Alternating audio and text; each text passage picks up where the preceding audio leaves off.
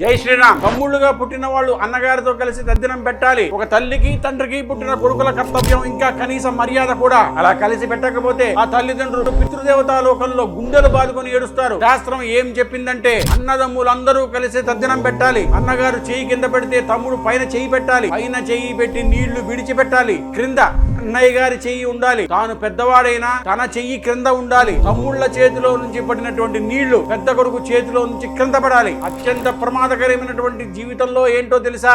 మీరు చదివే పుస్తకాలు ఎటువంటివో అవి మీ మనసు మీద ప్రభావం చూపించి తీరుతుంది. ఇలా ఉండాలేమో అనుకుంటారు. అవైదికమైనటువంటి బోధలు, రచనలు, సాహిత్యం మనిషిని పతనం చేసేస్తాయి. మీ ఇంట్లో పెట్టినటువంటి పుస్తకాలు మీ తర్వాత తరాల మీద ప్రభావం చూపిస్తుంది. భగవద్గీత లాంటి పుస్తకాలు ఇంట్లో ఉంటే మీరు చదవకపోయినా అవి ఇంట్లో ఉన్నందుకు నీ వంశంలో ముందు 7 తరాల్లో పుట్టినవాడు చదువుకొని వాడే శ్రీరాముడు అవుతాడు.